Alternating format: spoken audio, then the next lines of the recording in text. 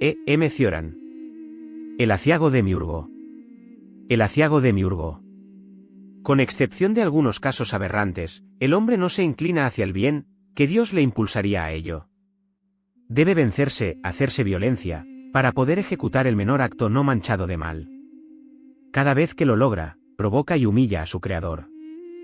Y si le acaece el ser bueno no por esfuerzo o cálculo, sino por natural lo debe a una inadvertencia de lo alto, se sitúa fuera del orden universal, no está previsto en ningún plan divino. No hay modo de ver qué lugar ocupa entre los seres, ni siquiera si es uno de ellos. ¿Será acaso un fantasma? El bien es lo que fue o será, pero lo que nunca es. Parásito del recuerdo o del presentimiento, periclitado o posible, no podría ser actual ni subsistir por sí mismo, en tanto que es, la conciencia le ignora y no lo capta más que cuando desaparece.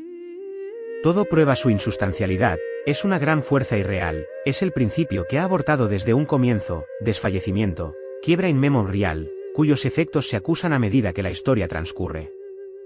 En los comienzos, en esa promiscuidad en que se opera el deslizamiento hacia la vida, algo innombrable debió pasar, que se prolonga en nuestros malestares, si no en nuestros razonamientos. Que la existencia haya sido viciada en su origen, ella y los elementos mismos, es algo que no se puede impedir uno suponer. Quien no haya sido llevado a afrontar esta hipótesis al menos una vez por día habrá vivido como un sonámbulo. Es difícil, es imposible creer que el Dios bueno, el Padre, se haya involucrado en el escándalo de la creación. Todo hace pensar que no ha tomado en ella parte alguna, que es obra de un Dios sin escrúpulos, de un Dios tarado. La bondad no crea, le falta imaginación, pero hay que tenerla para fabricar un mundo, por chapucero que sea. Es, en último extremo, de la mezcla de bondad y maldad de la que puede surgir un acto o una obra. O un universo. Partiendo del nuestro, es en cualquier caso mucho más fácil remontarse a un Dios sospechoso que a un Dios honorable. El Dios bueno, decididamente, no ha sido dotado para crear, lo posee todo, salvo la omnipotencia. Grande por sus deficiencias, anemia y bondad van parejas, es el prototipo de la ineficacia, no puede ayudar a nadie. No nos agarramos a él más que cuando nos despojamos de nuestra dimensión histórica, en cuanto nos reintegramos a ella, nos es extraño, nos es incomprensible, no tiene nada de lo que nos fascina, no tiene nada de monstruo. Y es entonces cuando nos volvemos hacia el Creador, Dios inferior y atareado, INS, tigador de los acontecimientos. Para comprender cómo ha podido crear, hay que figurárselo presa del mal, que es innovación, y del bien, que es inercia. Esta lucha fue, sin duda, nefasta para el mal, pues debió sufrir la contaminación del bien, lo cual explica por qué la creación no puede ser enteramente mala. Como el mal preside todo lo que es corruptible, que es tanto como decir todo lo que está vivo, es una tentativa ridícula intentar demostrar que encierra menos ser que el bien, o incluso que no contiene ninguno. Los que lo asimilan a la nada se imaginan salvar así al pobre Dios bueno, no se le salva más que si se tiene el valor de separar su causa de la del demiurgo. Por haberse rehusado a ello, el cristianismo debía, durante toda su carrera, esforzarse en imponerla en evidencia de un creador misericordioso, empresa desesperada que ha agotado al cristianismo y comprometido al Dios que quería preservar. No podemos impedirnos pensar que la creación, que se ha quedado en estado de bosquejo, no podía ser acabada ni merecía serlo, y que es en su conjunto una falta, y la famosa fechoría, cometida por el hombre, aparece así como una versión menor de una fechoría. Mucho más grave. ¿De qué somos culpables, sino de haber seguido, más o menos servilmente, el ejemplo del Creador? La fatalidad que fue suya, la reconocemos sin duda en nosotros, por algo hemos salido de las manos de un Dios desdichado y malo, de un Dios maldito. Predestinados los unos a creer en un Dios supremo, pero impotente, los otros, en un demiurgo, los otros, finalmente, en el demonio, no elegimos nuestras veneraciones ni nuestras blasfemias. El demonio es el representante, el delegado del demiurgo, cuyos asuntos administra aquí abajo. Pese al prestigio y al terror unidos a su nombre, no es más que un administrador, un ángel degradado a una tarea baja, a la historia. Muy otro es el alcance del demiurgo. ¿Cómo afrontaríamos nuestras pruebas si él estuviese ausente? Si estuviésemos a su altura o fuésemos sencillamente un poco dignos de ellas, podríamos abstenernos de invocarle. Ante nuestras insuficiencias patentes, nos aferramos a él, incluso le imploramos que exista. Si se revelase como una ficción, ¿cuál no sería nuestra desdicha o nuestra vergüenza? ¿Sobre qué otro descargarnos de nuestras lagunas, nuestras miserias, de nosotros mismos? Erigido por decreto nuestro en autor de nuestras carencias, nos sirve de excusa para todo lo que no hemos podido ser. Cuando además le endosamos la responsabilidad de este universo fallido, saboreamos una cierta paz, no más incertidumbre sobre nuestros orígenes ni sobre nuestras perspectivas, sino la plena seguridad en lo insoluble, fuera de la pesadilla de la promesa. Su mérito es, en verdad, inapreciable, nos dispensa incluso de nuestros remordimientos, puesto que ha tomado sobre él hasta la iniciativa de nuestros fracasos. Es más importante encontrar en la divinidad nuestros vicios que nuestras virtudes. Nos resignamos a nuestras cualidades, en tanto que nuestros defectos nos persiguen, nos trabajan. Poder proyectarlos en un Dios susceptible de caer tan bajo como nosotros y que no esté confinado en la sosería de los atributos comúnmente admitidos, nos alivia y nos tranquiliza. El Dios malo es el Dios más útil que jamás hubo. Si no lo tuviésemos a mano, ¿a dónde se encaminaría nuestra bilis? Toda forma de odio se dirige en última instancia contra él. Como todos creemos que nuestros méritos son desconocidos o pisoteados, ¿cómo admitir que una iniquidad tan general sea obra del hombre tan solo? Debe remontarse más arriba y confundirse con algún tejemaneje antiguo, con el acto mismo de la creación. Sabemos, pues, con quién tenérnoslas, a quién vilipendiar, nada nos halaga y nos sostiene tanto como poder situar la fuente de nuestra indignidad lo más lejos posible de nosotros. En cuanto a Dios propiamente dicho, bueno y débil, nos concertamos con él cada vez que no hay en nosotros ni rastro de ningún mundo, en esos momentos que le postulan, que, fijos en él de golpe, le suscitan, le crean, y durante los cuales remonta de nuestras profundidades para la mayor humillación de nuestros sarcasmos. Dios es el luto de la ironía. Basta, empero, que ésta se refuerce, que se imponga de nuevo, para que nuestras relaciones con él se agrien y se interrumpan. Nos sentimos entonces hartos de interrogarnos a su respecto, queremos expulsarle de nuestras preocupaciones y de nuestros furores, incluso de nuestro desprecio. Tantos le han infligido golpes antes de nosotros, que nos parece ocioso venir ahora a encarnizarnos en un cadáver. Y, sin embargo, cuenta todavía para nosotros, aunque no sea más que por el pesar de no haberle abatido nosotros mismos. Para evitar las dificultades propias del dualismo, se podría concebir un mismo Dios cuya historia transcurriría en dos fases: en la primera, sabio, exangüe, replegado sobre sí mismo, sin ninguna veleidad de manifestarse, un Dios dormido, extenuado por su eternidad; en la segunda, emprendedor, frenético, cometiendo error tras error, se entregaría a una actividad condenable en sumo grado. Esta hipótesis aparece a la reflexión como menos neta y menos ventajosa que la de los dos dioses rotundamente distintos. Pero si se encuentra que ni una ni otra dan cuenta de lo que vale este mundo, siempre se tendrá el recurso de pensar, con algunos gnósticos, que ha sido echado a suertes entre los ángeles. Es lamentable, es degradante asimilar la divinidad a una persona. Nunca será una idea ni un principio anónimo para quien haya practicado los testamentos. 20 siglos de altercados no se olvidan de un día para otro. Se inspire en Job o en San Pablo, nuestra vida religiosa es querella, desmesura, desabrimiento. Los ateos, que manejan tan gustosamente la invectiva, prueban a las claras que apuntan a alguien. Deberían estar menos orgullosos, su emancipación no es tan completa como suponen, se hacen de Dios exactamente la misma idea que los creyentes. El Creador es el absoluto del hombre exterior, el hombre integrie, en revancha, considera la creación como un detalle molesto, como un episodio inútil, entiéndase nefasto. Toda experiencia religiosa profunda comienza donde acaba el reino del demiurgo. No tiene nada que hacer con él, lo denuncia, es su negación. En tanto que él nos obsesiona, él y el mundo, no hay medio de escapar de uno y de otro, para, en un ímpetu de aniquilamiento, alcanzar lo no creado y disolvernos en ello. A favor del éxtasis, cuyo objeto es un Dios sin atributos, una esencia de Dios, se eleva uno hacia una forma de apatía más pura que la del mismo Dios supremo, y si uno se sumerge en lo divino, no por eso se deja de estar más allá de toda forma de divinidad.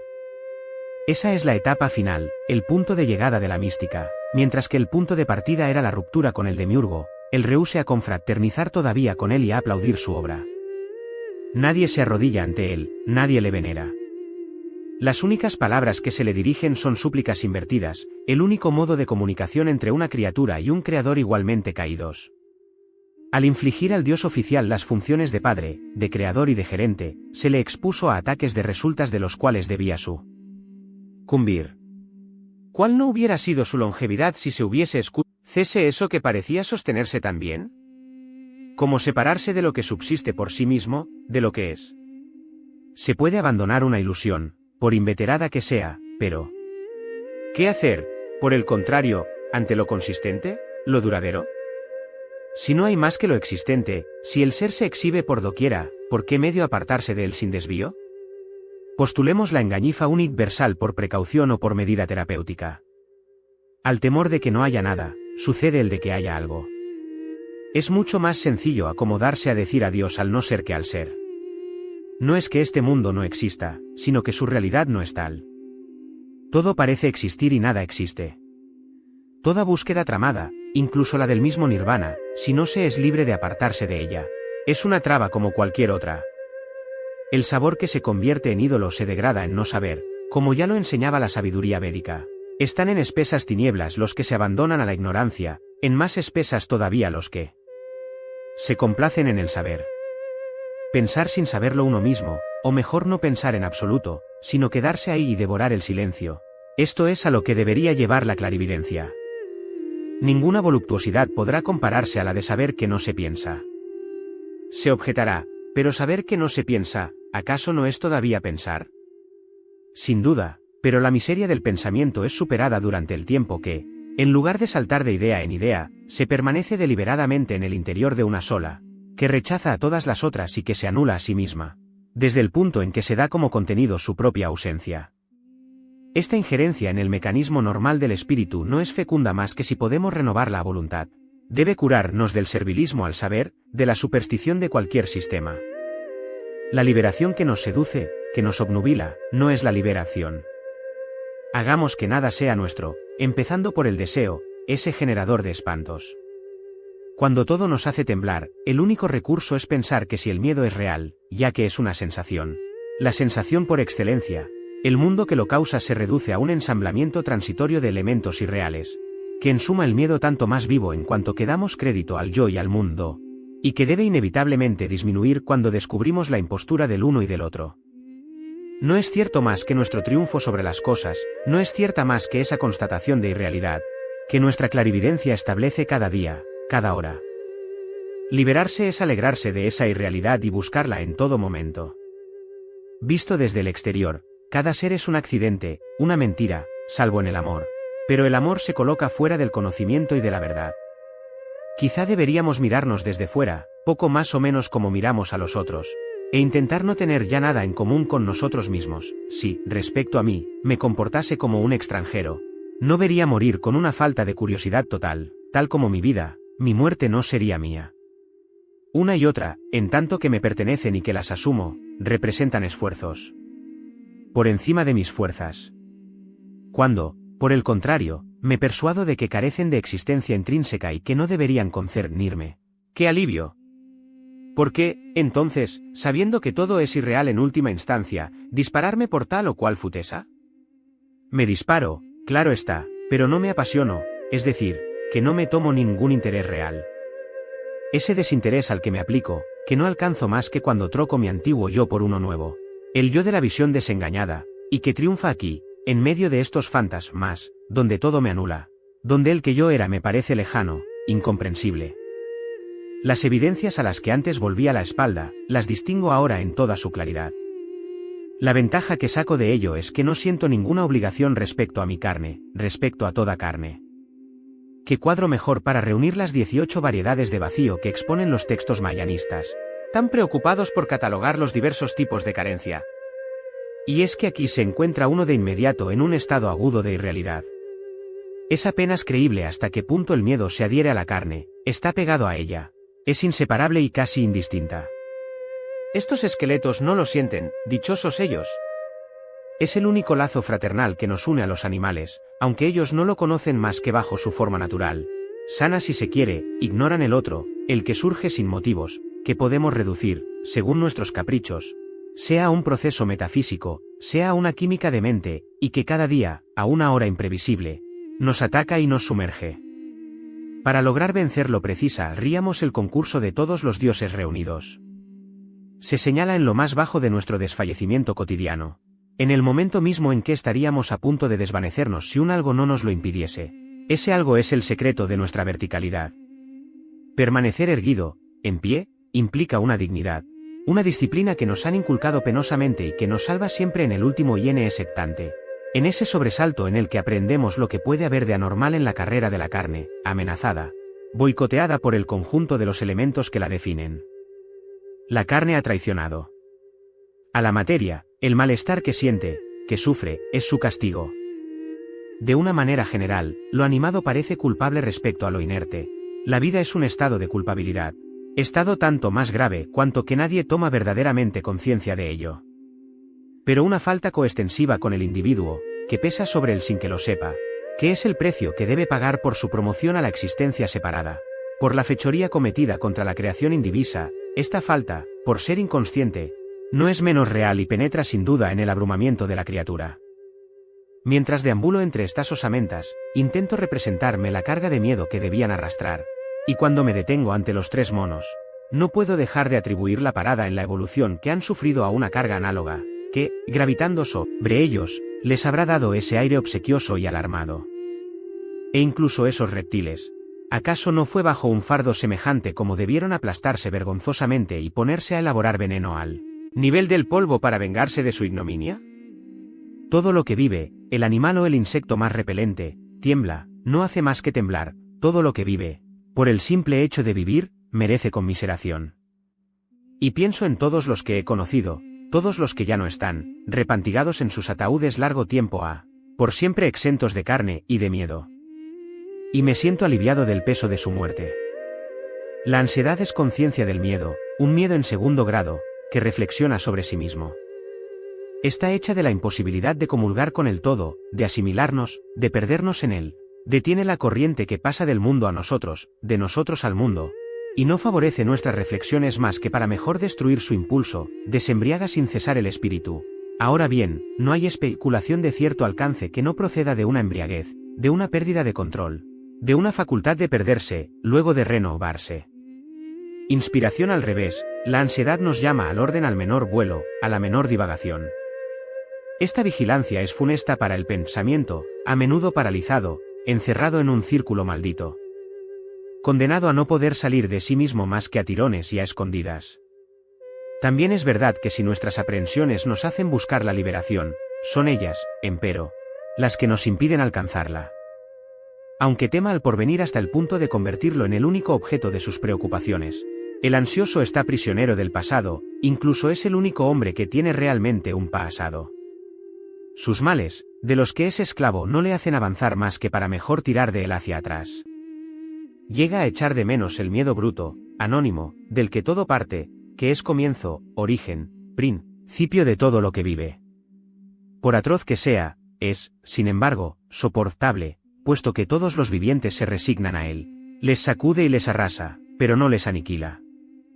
No sucede lo mismo con ese miedo refinado, reciente, posterior a la aparición del yo, en el que el peligro, difuso omnipresente, no se materializa nunca, miedo replegado sobre sí que, a falta de otro alimento, se devora a sí mismo.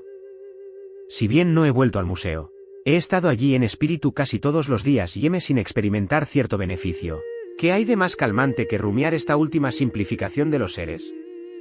Repentinamente, despejada de fiebre la imaginación, se ve uno tal como será, una lección, no, un acceso de modestia. Un buen uso del esqueleto. ¿Deberíamos servirnos de él en los momentos difíciles? Tanto más que lo tenemos tan a mano. No necesito a Holbein ni a Baldungrien, en lo tocante a lo macabro, me remito a mis propios medios. Si lo creo necesario o si me da la gana, no hay nadie a quien no pueda desvestir de su envoltura carnal. ¿Por qué envidiar o temer a esos huesos que llevan tal nombre, a ese cráneo que no me ama? ¿Por qué también amar a alguien o amarme a mí mismo, sufrir en todos los casos, cuando sé la imagen que debo evocar para suavizar esas miserias? La conciencia viva de lo que acecha a la carne debería destruir tanto el amor como el odio. No logra en realidad más que atenuarlos, y, en raros momentos, domarlos. En otro caso sería demasiado sencillo, bastaría representarse la muerte para ser feliz, y lo macabro, colmando nuestras aspiraciones más secretas, sería totalmente provechoso. dudo de que me hubiese referido tan a menudo a esos lugares si, visiblemente, no halagasen mi inaptitud para la ilusión. Especulación occidental menos eficaz que la oriental. ¿Para qué ocuparnos de abstracciones insensibles a nuestros gritos o de redentores empeñados en irritar nuestras llagas? ¿Y qué esperar aún de esta parte del mundo que ve en el contemplativo un abúlico y en el despierto un despellejado? Tenemos necesidad de alguna sacudida salvadora. Es increíble que un santo Tomás haya visto en el estupor un obstáculo para la meditación filosófica, dado que es precisamente cuando se está estupefacto el punto en que se comienza a comprender, es decir, a percibir la inanidad de todas las verdades. El estupor solo nos aturde para despertarnos mejor, nos abre, nos entrega a lo esencial. Una plena experiencia metafísica no es otra cosa sino un estupor ininterrumpido, un estupor triunfal. Es un signo de indigencia no poder abrirse al vacío purificador, al vacío apaciguador. Estamos tan bajo y tan encallados en nuestras filosofías que no hemos podido concebir más que la nada, versión sórdida del vacío. Todas nuestras incertidumbres, todas nuestras miserias y nuestros terrores, las hemos proyectado ahí, pues ¿qué es en definitiva la nada sino un complemento abstracto del infierno, un logro de réprobos, el máximo esfuerzo hacia la lucidez que pueden realizar seres ineptos para la liberación? Demasiado manchada de nuestras impurezas para que nos permita saltar hacia un concepto virgen como lo es para nosotros el de vacío, que ni es heredero del infierno ni está contaminado por él, la nada, en verdad, no representa más que un extremo estéril, una salida desencaminada, vagamente fúnebre, muy próxima de esas tentativas de renunciamiento que terminan por agriarse porque se mezclan demasiados remordimientos. El vacío es la nada desprovista de sus calificaciones negativas, la nada transfigurada. Si llegamos a probarlo, nuestras relaciones con el mundo se encuentran modificadas, algo cambia en nosotros, aunque guardarnos nuestros antiguos defectos. Pero no somos ya de aquí de la misma manera que antes. Por eso es saludable recurrir al vacío en nuestras crisis de furor, nuestros peores impulsos se embotan al contacto con él. Sin él, quién sabe, quizá estuviésemos ahora en el penal o con la camisa de fuerza. La lección de abdicación que nos dispensa nos invita también a un comportamiento más matizado frente a nuestros denigradores, a nuestros enemigos. ¿Hay que matarlos o hay que perdonarlos? ¿Qué hace más daño, que roe más, la venganza o la victoria sobre la venganza? ¿Cómo resolverlo? En la incertidumbre, prefiramos el suplicio de no vengarnos. Tal es la concesión límite que puede hacerse si no se es un santo. Solo está maduro para la liberación aquel a quien oprime la universalidad del tormento. Buscar liberarse, sin la conciencia de ese tormento, es imposibilidad o vicio. No hay liberación gratuita, hay que liberarse de algo, en este caso de la omnipresencia de lo intolerable, que se experimenta tanto en la hipótesis del ser como del no ser, puesto que cosas y apariencias de cosas hacen sufrir lo mismo. Pero la hipótesis de la vacuidad presenta, pese a todo, una ventaja. Arroja una luz más clara sobre la desmesura del tormento, sobre las proporciones que toma y la inanidad de la causa que le provoca. Siempre se tortura uno demasiado, ya sea este mundo real o irreal. La mayoría, es cierto, ignoran hasta qué punto sufren. El privilegio de la conciencia es despertarse ante lo atroz, percibirla. Ilusión lancinante de la que son presa los seres. Sucede con la liberación como con la salvación cristiana, tal teólogo, en su escandalosa ingenuidad, cree en la redención, negando al mismo tiempo el pecado original, pero si el pecado no es consustancial con la humanidad, ¿qué sentido hay que atribuir a la venida del Redentor, a quien vino a redimir? De ningún modo. Accidental, nuestra corrupción es permanente, es de siempre. Igual la iniquidad, abusivamente tachada de misterio, es una evidencia, es incluso lo que hay de más visible en este mundo, en el que para poner las cosas en orden haría falta un salvador para cada generación o, a mejor, para cada individuo. En cuanto se deja de desear, se convierte uno en ciudadano de todos los mundos y de ninguno, se es de aquí por el deseo, una vez superado el deseo, no se es ya de ninguna parte y ya no se tiene nada que envidiar a un santo o a un espectro. Puede suceder que haya felicidad en el deseo, pero la beatitud no aparece más que allí donde se rompe toda atadura. La beatitud no es compatible con este mundo. Por ella el eremita destruye todos sus lazos, por ella se destruye. La orina de vaca era el único medicamento que los monjes estaban autorizados a emplear en las primeras comunidades búdicas. No hay restricción más sensata. Si se persigue la paz, no se la alcanzará más que rechazando todo lo que es factor de turbación, todo lo que el hombre ha injertado en la sencillez, en la salud original. Nada revela mejor nuestra decadencia que el espectáculo de una farmacia, todos los remedios deseables para cada uno de nuestros males, pero ninguno para nuestro mal esencial, para aquel del que ninguna invención humana podrá curarnos. Si creerse único es debido a una ilusión, esta es, convengamos en ello, tan total, tan imperiosa, que es legítimo preguntarnos si podemos todavía llamarla así. Como desistir de lo que no volveremos a encontrar jamás, de esa nada inaudita y lamentable que lleva nuestro nombre. La ilusión en cuestión, fuente de todos los tormentos que no podemos vencerla más que a favor de un torbellino súbito que, arrastrando nuestro yo, nos deje solos, sin nadie, sin nosotros mismos. Por desdicha, no podemos exterminar nuestros deseos, podemos solamente debilitarlos, comprometerlos. Estamos acorralados en el yo, en el veneno del yo.